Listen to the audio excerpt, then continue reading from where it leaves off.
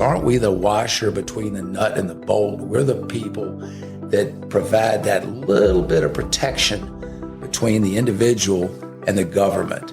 And it's like David and Goliath, and I really feel like even though sometimes we only have a slingshot or maybe something less, it's just amazing the positions that we've been privileged to be in, because I don't think there's a greater purpose that I can think of. This is RVA Trial Lawyers, Virginia's trial lawyer podcast, hosted by Sharif Gray and Niall Abuzaki. All right, we're back. RVA Trial Lawyers podcast, and today we've got Russell Bowles, who has become a good friend and a trusted mentor to me and is a staple of the Richmond criminal defense bar. Russell, welcome. I'm glad to be here, you guys. It's my pleasure. Russell, go ahead and introduce yourself to our listeners. Yeah, my name is Russell Bowles. I am a sole practitioner, primarily dealing in the field of criminal and traffic defense in the Richmond metropolitan area. However, go to other places as need be. I've been in this line of work for 37 years, have enjoyed every minute of it, and it's a calling. It's not just a profession. It really has become a calling that I love being a part of. Why is it a calling, Russell? It's a calling because it is a understanding of the human condition. Certainly we defend the Constitution. That's paramount. Everybody deserves their day in court. But the reason it's a calling is because we're, in a sense, ministers. We're almost like priests in a way in which we provide not only legal expertise because of our field, we provide comfort. Sometimes we become chauffeurs, we become handholders, we become other means of comforting people when we advise them and counsel them, to give them the notion that we care not only about their defense, we care about them. We care about their families. We care about the people that are affected by their being the subject of a criminal or traffic prosecution. Before we get into your profession as a criminal defense attorney, tell us a bit about yourself. You're a Richmonder. I grew up in Richmond. My grandfather started a firm back in 1930. My father, his son, joined in 1958. I just missed practicing with my grandfather by a year, and I had the privilege of practicing with my father for just over 30 years before he passed away back in 2017. So I sort of grew up with the law and have really enjoyed not only the heritage that my family's established, but my particular line of work is a bit different from theirs. They were primarily civil defense lawyers. My dad and grandfather were brilliant people that understood how products worked, how machinery worked.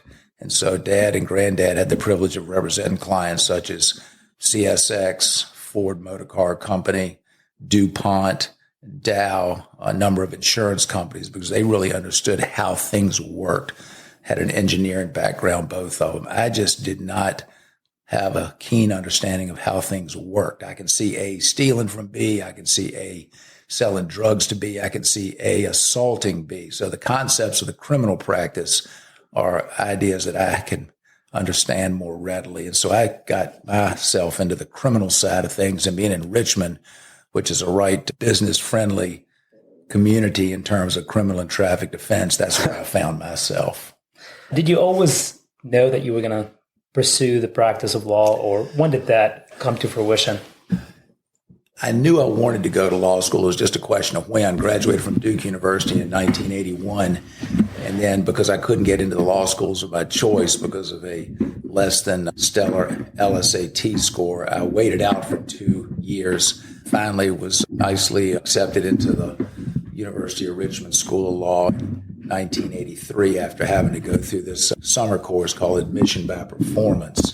And they let me in the basement window, got in, and managed to pass my courses, managed to pass the bar on the first attempt, and received my JD degree and my law license in 1986. So that's where we started. Not sure where it's going to end, but that's where we started. So Russell, I remember I came to you a few years ago. I had a notorious short stint at a large law firm in Richmond, and I knew I wanted to get back to what I enjoyed, which was criminal defense, because I had done it in the Army. And I remember I came to you You took me under your wing. You were a good friend, a good mentor. You helped me out. And I remember at one point I asked you, I said, well, Russell, what is it? What training, what books do you read? What is it that makes you the criminal defense lawyer that you are? And you told me that the best training that you ever got was being a waiter at a restaurant in Nags Head. Developing people skills, basically doing people's bidding for a menial task, for a menial wage.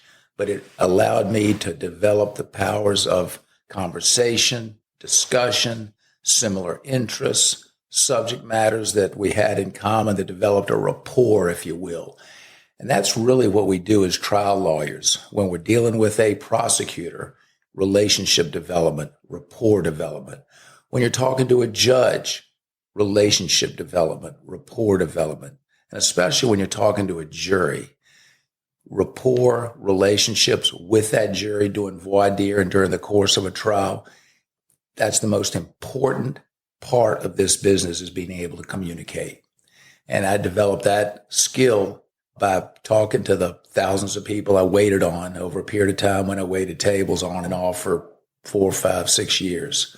So that really was a skill that was developed as early as that. Now, Russell, wouldn't you say that maybe there's one more step to that? When you talk to someone, it's very clear that you are genuine and that you mean what you say. And so I've seen you in court. I've seen you speak with judges, with prosecutors, with your clients, and with juries. And there's no question that what you say is what you mean, that you're not trying to BS them. There's a recipe involved in communication. The recipe, not unlike a preparation of some food, deals with several different ingredients. And I think recipe of communication with a judge or with a jury or with a prosecutor, that goes with witnesses and your clients as well, of course, is there's a dash of humor involved. There's a dash of understanding their position. Listening is a significant component. An air of being aware of somebody else's good qualities and recognizing those good qualities and addressing those good qualities and complimenting them about those good qualities. Seek information from people in ways that show that you care. You're not just scratching the veneer. You really want to get to know somebody. And the way you get to know somebody is certainly through communication, eye contact, a handshake, a pat on the back, a physical touching of grabbing them by the elbow, looking them in the eye. Those types of things are the ways that people develop a communication that builds trust. It develops respect. It develops a keenness of who you are, both inside and out. And if you communicate in those ways, I think people do find a sense of genuineness, of honesty that's reflective in the development of that relationship. So that's extremely important, I think, to show awareness of somebody else, that you care about somebody else, that you're interested in somebody else, and that it's not exactly what you bring into the mix as much as what you allow them to bring into the mix to learn something. It's the power of understanding human behavior, right? It's simple. It's very simple. And we often talk about connecting with others, and it's just be human, be simple, be real, right? Be yourself. And that's how genuineness comes to fruition. That's how it comes to the surface. You're just being yourself. If you're posing someone else, you're not going to be able to connect with that other person because you're not even connecting with yourself because you're not being who you are. You and I have interacted often at my position as a prosecutor and seeing you as a defense attorney, and it's the first thing you do is you compliment someone. So what you've done in a way is you've kind of reeled them in a bit closer to you, and then you make your request. Right? So you come in, and I know Russell Bowles is a busy man. He's jumping from one place to another. And you see it often where he starts with a compliment, and then it's hard to say no to Russell then. You just run with it. Yeah, but the thing about Russell, it's not a tactic, right? It's not. Like it's genuine. It is. It's authentic. And it's special. You and I, we've talked many, many, many hours now about trial tactics, this book, this podcast, that podcast. Are there certain visuals? Are there certain tools and techniques you can use in the courtroom that can be effective? Of course.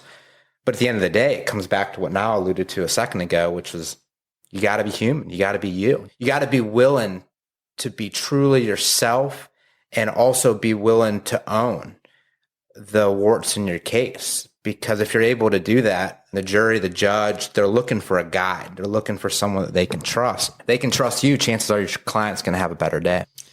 Yeah, a fine example of that is Judge Yaffe brought me back into his office during a preliminary hearing because I was getting a little too animated in my defense of my client.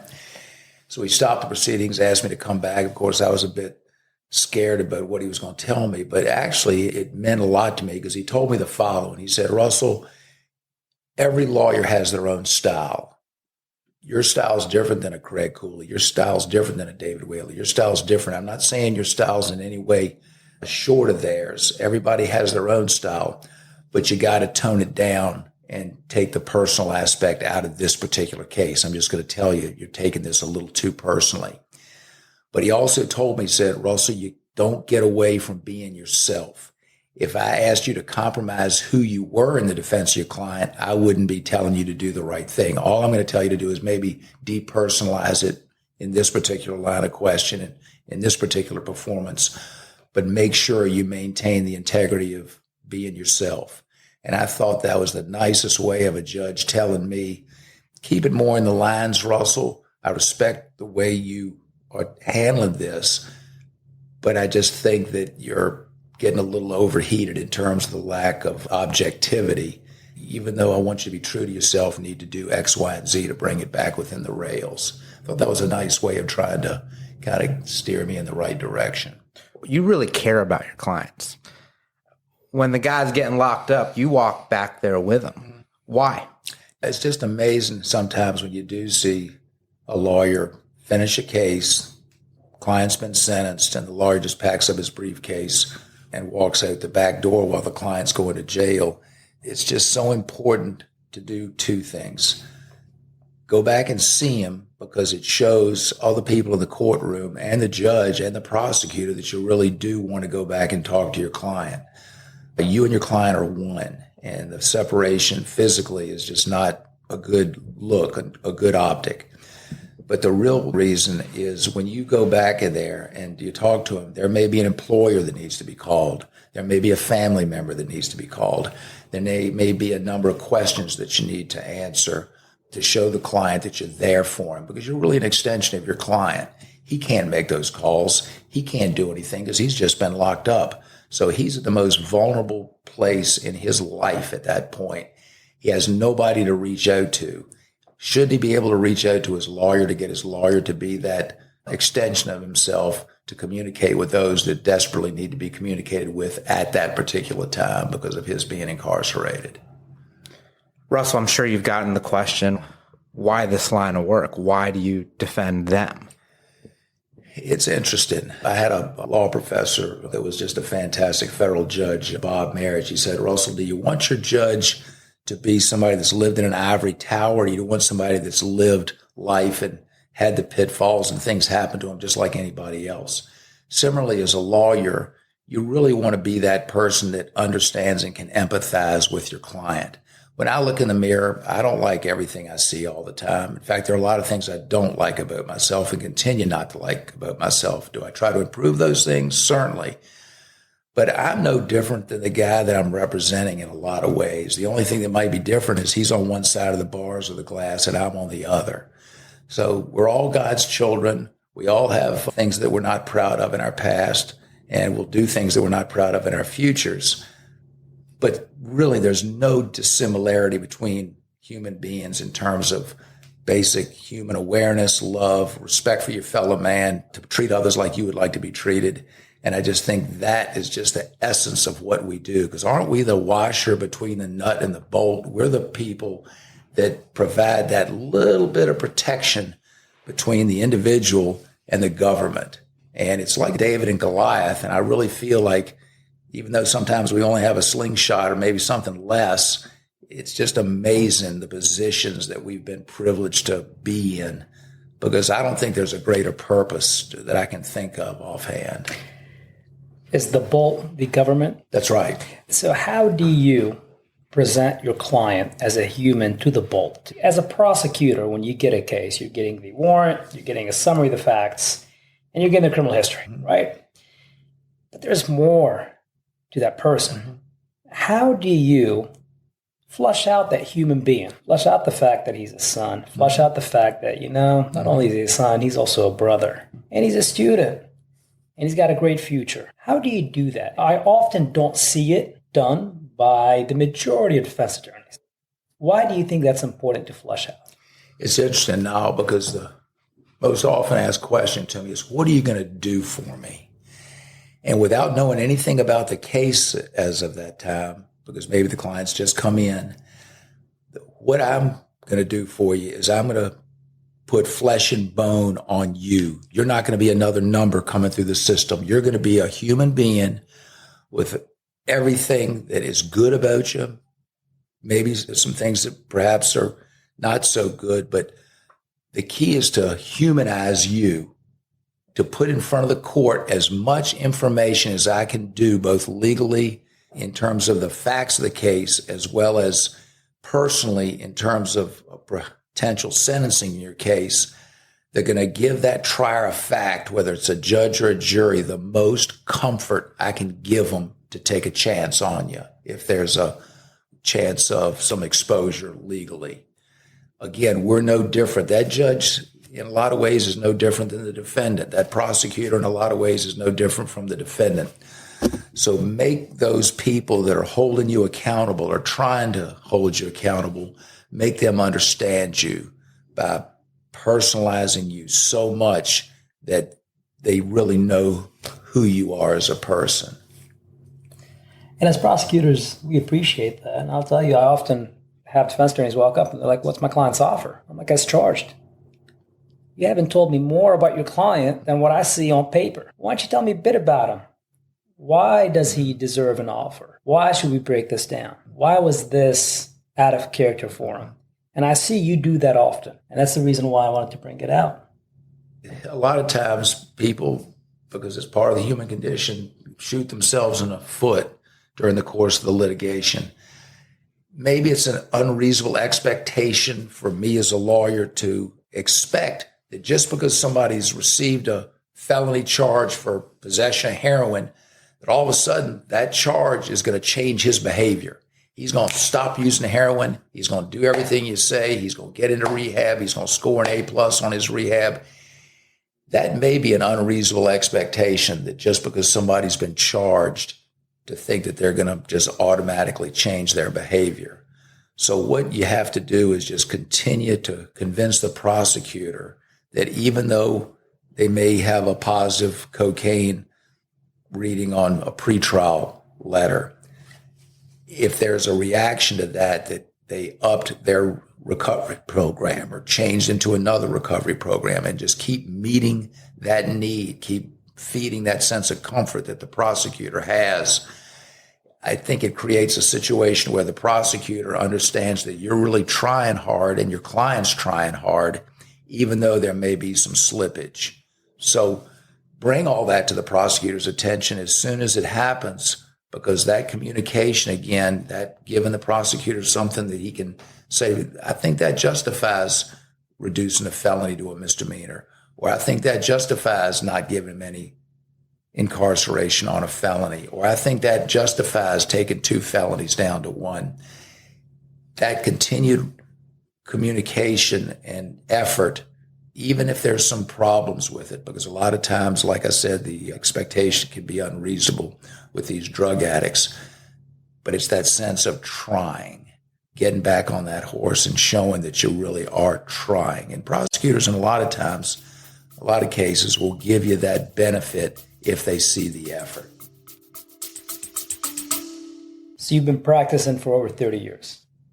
Have you had a case that sticks with you? Judge Wilkinson was a judge in South Richmond for many, many years. I had the pleasure of trying cases before he retired. And he assigned me to a break and entering, rape, and a theft case. The guy was charged with those 3 charges. And the lady that he had broken into her home looked like the most regal, classical 84, 85-year-old lady you could think of. It was Thanksgiving and her family had just left. My client broke into her house through the window. First of all, he wanted to take some money from her and some jewelry. But as he was walking out the door, he said, "How about a little sex?"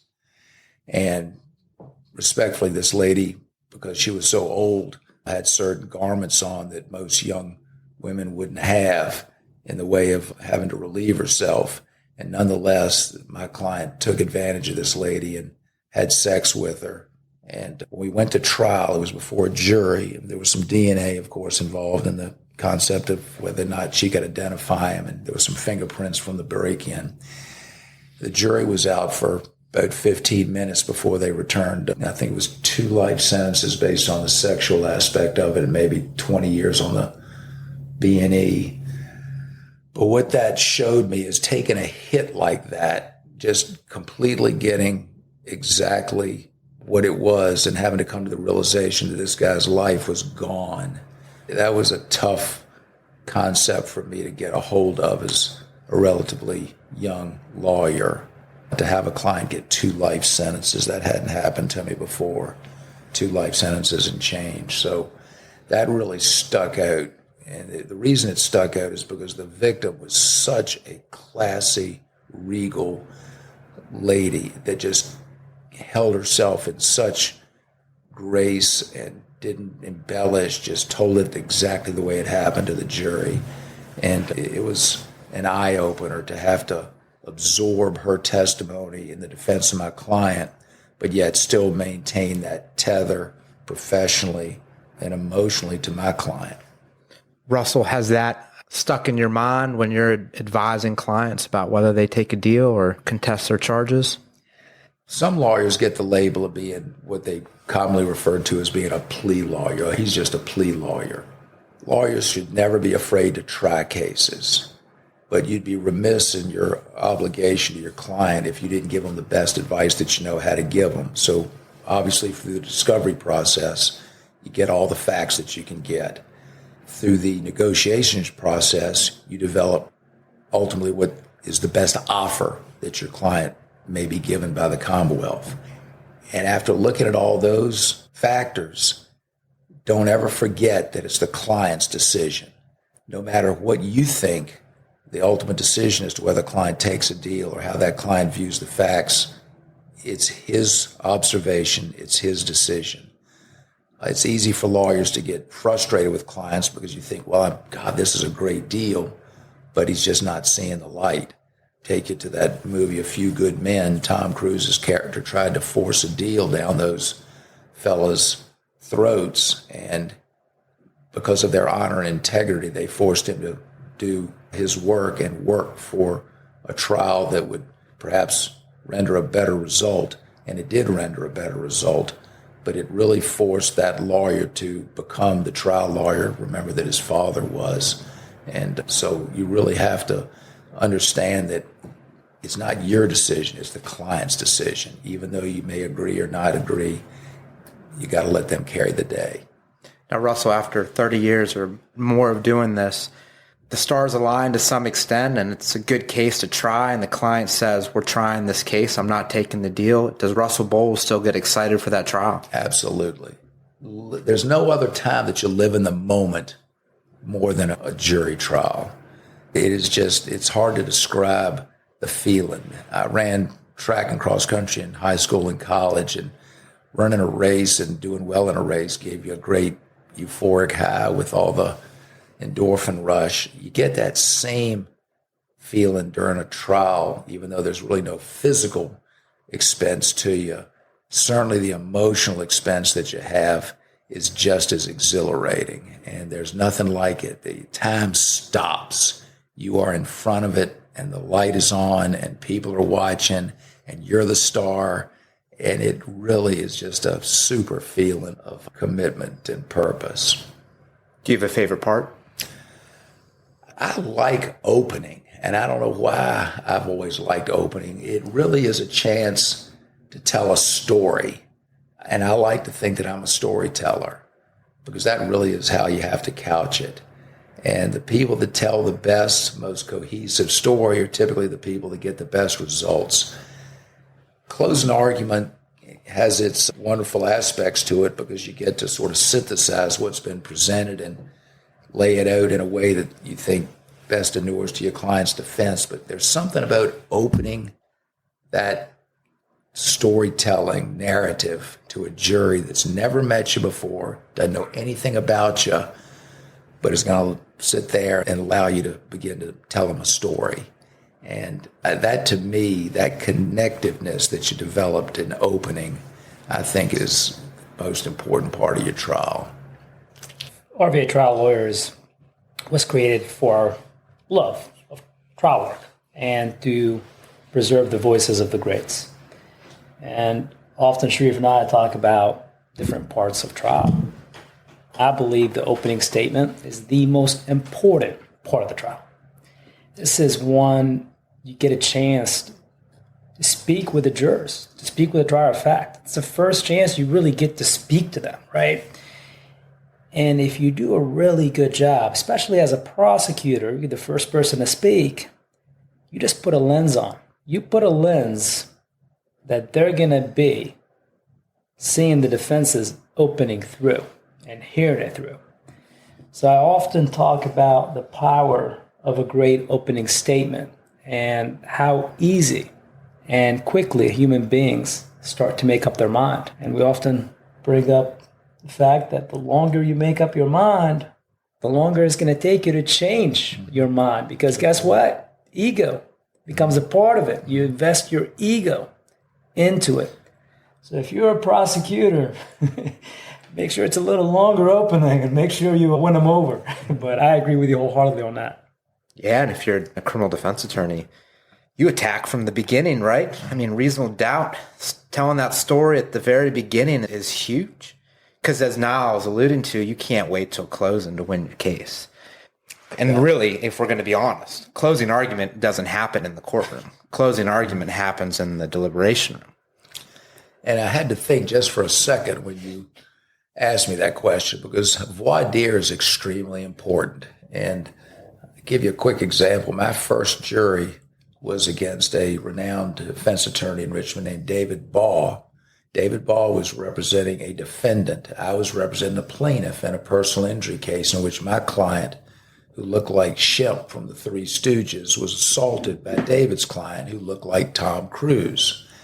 And there was no way I was going to argue that the assault caused my client's loss of any kind of opportunity to be on the cover of GQ because he wasn't a good-looking guy.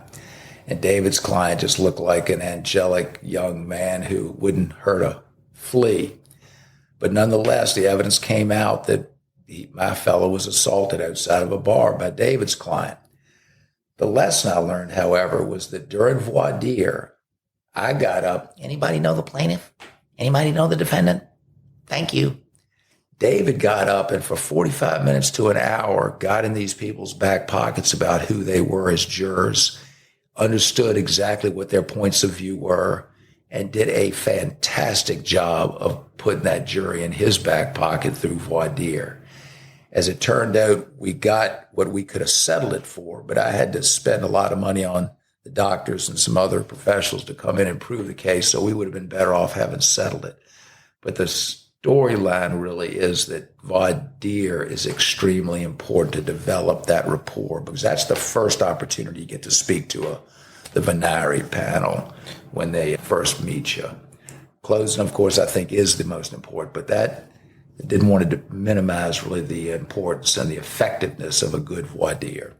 Well, I think it's fair to say that it's all important, right? I mean, you can't just neglect a certain part of trial, and I think everyone would agree with that. But from my experience, I think from Niall's and Russell yours as well, is you can earn some trust in voir dire, and if you can present a compelling story in opening, you're off to the races. It's funny, it's almost like we're coming full circle. We started off this conversation talking about authenticity, about developing trust with the prosecutor, developing trust with the court and the jury. And in many ways, I've started to look at voir dire as not whose do I need to kick off. It's can I develop a relationship with the jury? I know that might sound weird listening to this, but can I show the jury that I'm going to be fair, that you can trust me as a guide throughout this trial? And in the meantime, the jurors open up. We try to get them to open up.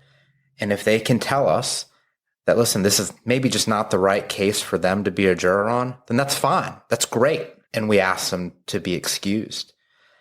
But coming back to the focus on voir dire, I've found that it's less so kick the bad jurors off and more so establish credibility, develop a rapport, as you said, Russell, with the jury, introduce issues in the case to the jury, and then if the situation calls for it, excuse some of the jurors. It's interesting.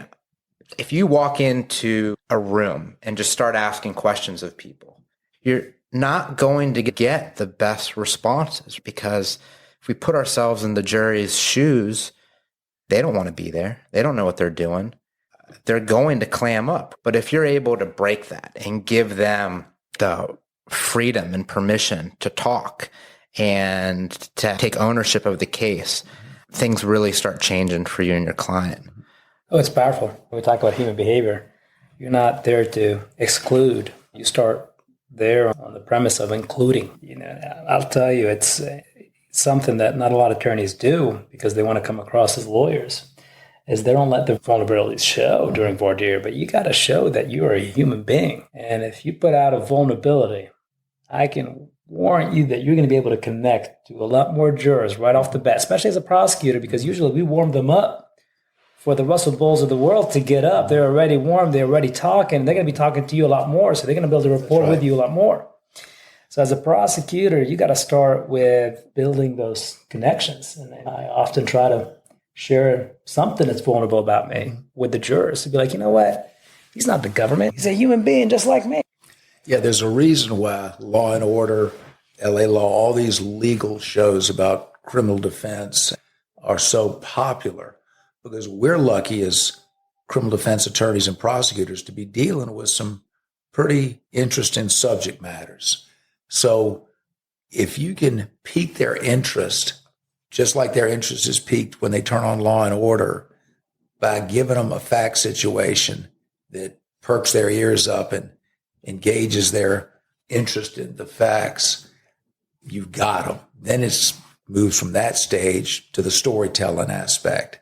And just like people won't turn off Law and Order necessarily or turn off a television program until they find out exactly how it turns out, you sort of dangle that carrot a bit so that during the course of the jury trial that they didn't really want to be in front of to begin with, because they wanted to be at home with their families or at their jobs or doing some other meaningful investment in their life, they're actually engaged in the process and they feel that they are, certainly they're important to it, but they know that they're important and they start to enjoy it. It can become a learning experience, an educational experience for them, but also it can provide a little bit of entertainment that their life during that particular day or days wouldn't have been part of it.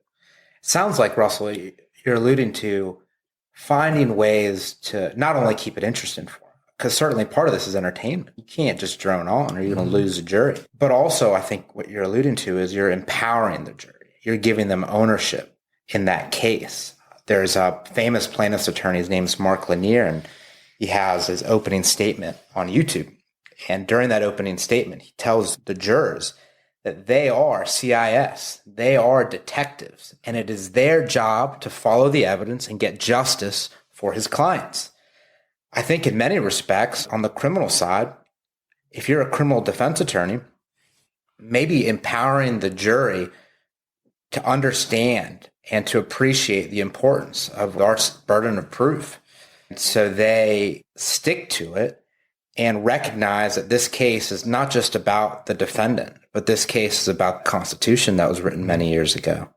Yes, certainly. And another thing I learned from David Ball was one of the things he asked the jury during voir dire is, do you know the difference between burden of proof in a civil case and burden of proof in a criminal case? And he went into detail as to distinguish the two and show how the burden in a criminal case is much higher. So certainly you're getting the facts across, but what are the facts applied to? The facts are applied to the law. And when you apply the facts to the law, the jury has to be cognizant and aware of what the law is and what the Commonwealth's burden is and how the presumption of innocence carries and how the proof beyond a reasonable doubt and all of those constitutional protections are involved. The defendant doesn't have to testify. The defendant doesn't have to produce any evidence. Everything is on the burden of the Commonwealth. So you'd be remiss if you didn't go into the whole concept of the legal aspect of how the facts apply to the law. Have you ever come across a situation, Russell, in a case where the burden is relaxed, which it should never be, especially in a criminal case? But I've often wondered if people take the burden more seriously when the penalties are higher. And that's why they have this idea that's come about with the bifurcated trials, because it used to be when I started criminal defense, you could tell a jury what the punishment was. Now, of course, it's guilt or innocence, and then the trial bifurcation where you have the sentencing, and then the jury finds out what the disposition is with respect to punishment. That's changed a little bit because now you can ask for a jury and have a judge sentence. But if you do that, you can't tell the jury what the punishment is because, again, they have no concept of being able to render the punishment. Nowadays, if there's a jury finding of guilt or innocence and you're going to ask for a jury to punish, then you can tell them that. I'm sure that that weighs into the minds of jurors what the disposition ought to be if the punishment is got to be a mandatory punishment that just seems unconscionable to them given the fact pattern. To what extent that plays into a jury's minds, who knows? But certainly that has to play some role in it. Russell, fast forward 25, 30 years into the future. Looking back at your legal career, did Russell Bowles carry the legacy of his father? It's so funny. I think about that all the time because the gray matter in the Bowles family funnels. My grandfather went to Harvard and then UVA Law School. My father went to UVA and then UVA Law School. I went to Duke, and the only reason I went to Duke is because I could run fast. And then I had a hard time to get into law school. So on the first feeling about my lineage, there's no way I could measure up to those guys. But I chose a different area of the law that I think that my purposeful existence and my purposeful part of what I do, I think I stack up right alongside with them. You're touching more lives. You're touching more human lives, and you've changed many along the way. Russell, now and I were in here a few minutes before we started setting up, and I don't know now, what was it? 2, 3, 4, 5 phone calls. The phone rings. How have you developed this practice? Got a great assistant. Betty has just been fantastic for me. That has been seminal in the whole prospect of developing my practice. She gets along great with my clients. She is understanding. She doesn't lose her temper. She just deals with them just like we as lawyers deal with our clients. That has been huge to have some assistance to that extent. Communication, as I've indicated, is everything. So return phone calls, be there for people, even if there's no extra information to give them. Make sure that you give them that sense that you care, please. And listen. You all know a great criminal defense attorney in town named Kerry Bowen. I've just recently, in the last several years, had the pleasure of meeting his son, Peter Bowen, who's a new lawyer. And I had the pleasure of sitting next to Peter at the jail not too long ago, in which we occupied adjacent attorney visitation rooms in the Richmond Justice Center. And while I was waiting for my client, I couldn't overlook listening to Peter's conversation with his client. And all I heard was his client doing the talking. Peter listened. His client spoke, Peter listened. His client spoke, Peter listened. And I thought, that guy gets it. He is just listening to that client, letting him tell him everything, not interrupting him, not trying to say anything. And when he walked out, I just said, Peter, come here. That is just so impressive. What you've learned by listening to the extent that you did is something that lawyers spend a lifetime learning how to do. And here you are doing it right at the outset of your practice. I just thought that was just such a wonderful understanding of the whole concept of communication. You're there to fact find what the case is all about from your client's perspective. And Peter not once interrupted his clients telling him how this fact situation developed. So, Russell, is retirement on the horizon, or are you a criminal defense attorney for life? Yeah, I think I'll be a defense attorney for life. Certainly I'll slow down after a fashion, but there was a wonderful lawyer that I learned a lot from, Henry Connor. He predominantly worked in Henrico. And I remember when I was young and didn't have kids, I didn't really have a whole lot of financial concerns. I was thinking about retirement at an earlier age. And he said, Russell, even when you get to be financially secure, how are you going to divorce yourself from the psychological addiction of being a criminal defense attorney? At the time, I didn't really think about that. But as the years have passed, I really have come to realize that you are what you do for a living. And it's going to be difficult to, at any time, consider the whole notion of completely lopping off that part of my purpose. So I think I'll go to my grave, hopefully, with a shingle, but maybe the cases will involve more trespasses and reckless drivings than murder, rape, and robbery. Russell, there are a lot of young lawyers and law students who listen to this podcast. A lot of them don't know what to do or what their career is going to look like. They've seen the movies, read the books about all the cool criminal work, but then they see the disparity. Graduate in law school with significant amounts of debt. Want to be a public defender, make what, 30, 40, 50,000 a year? Prosecutor, not much better. And then they see the big civil firms, $100,000, $150,000, $200,000. What advice do you have to those people who are just starting their career and they want to be a trial lawyer? You better really want to be a trial lawyer. If there's any doubt, if there's any sense that maybe this isn't what I want to do, it's what somebody else thinks I ought to do. Maybe it's a family legacy. Maybe it's a situation where you've had somebody in your life that's just sort of thought that this would be a good place for you. It's a calling. It's something not unlike, as I indicated, the priesthood or a ministry. It's something that has to be developed from within. And when that light goes off, sky's the limit, because that sense of purpose, that calling, is going to provide all of the energy and commitment to pursue that purpose. So it's not a money thing. It's not a prestige thing. It's not a status thing.